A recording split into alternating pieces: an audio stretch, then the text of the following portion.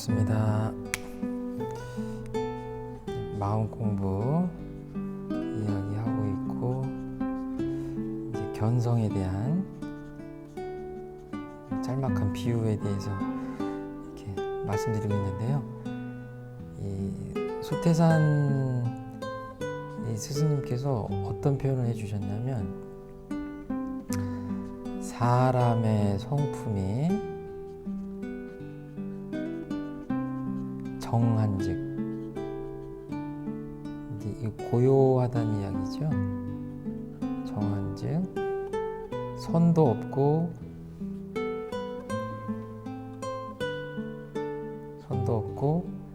악도 없다. 그런데 사람의 성품이 움직인다는 얘기죠. 마음이 움직이면 능히 선하고 능히 악하다, 이렇게 말씀하셨어요. 여기 나쁜 사람이, 악인이 있습니다. 악인이 하나 있고, 이제 막 칼을 하나 들고 있다.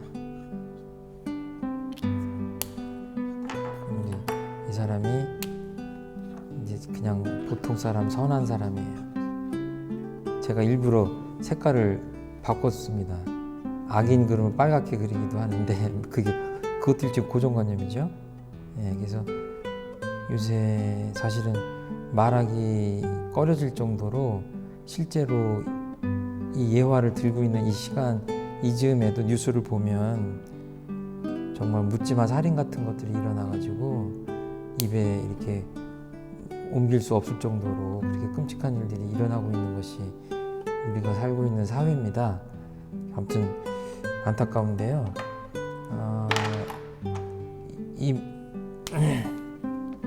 이 사람이 악인이다, 이 사람이 또는 선한 사람이다, 이렇게 나눠서 보지 않습니까? 그런데 사실은 이 사건이 벌어지고 나서 주변 사람들한테 물어보면 그 사람 어렸을 때 그러지 않았다고, 또 주변에 인사성도 밝고, 그 사람이 왜 그런지 모르겠네, 의외로 그런 이야기들을 주변 사람들이 합니다. 그리고 이 사람을 잘 알던 사람들이나 사랑했던 사람들은 도저히 믿기지 않는다, 이런 이야기를 해요. 그 사람이 그런 사람이 아닌데.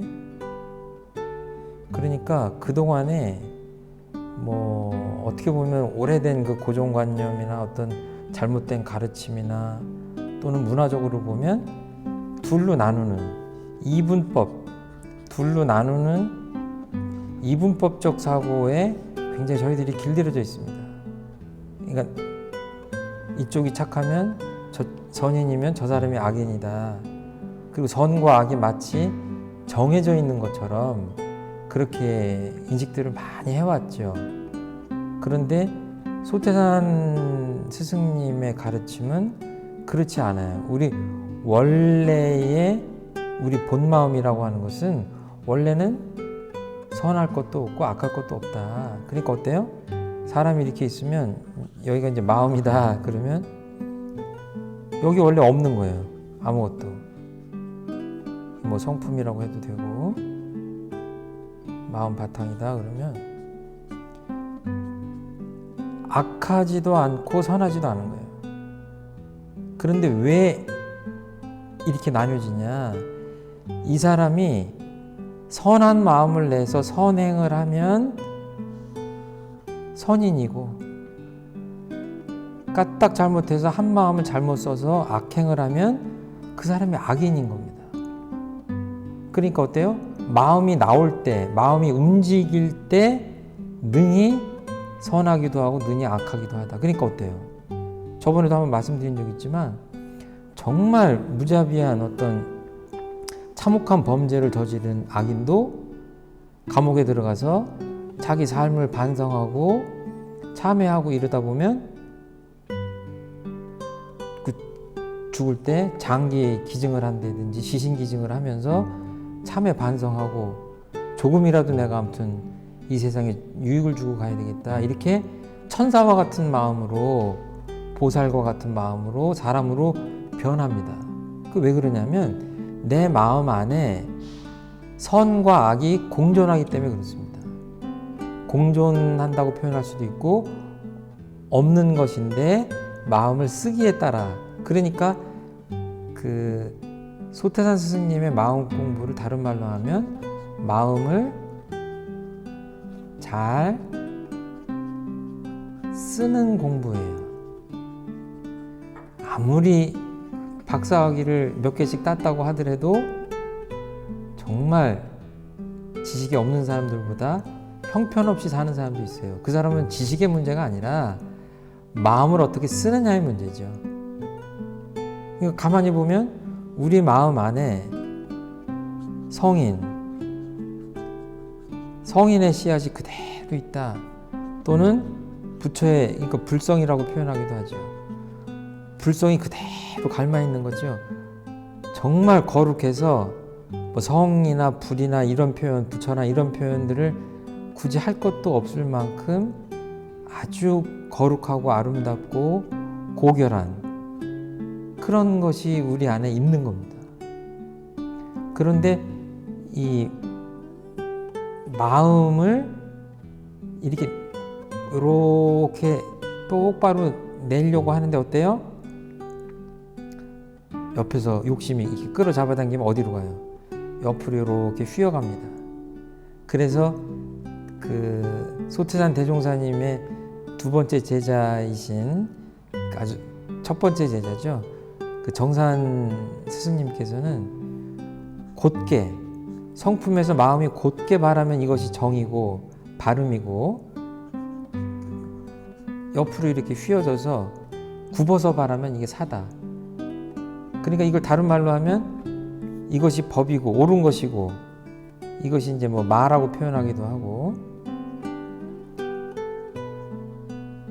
옳고 그름으로 이렇게 나눠지는 겁니다. 정의와 불의 이렇게. 그러니까 어때요?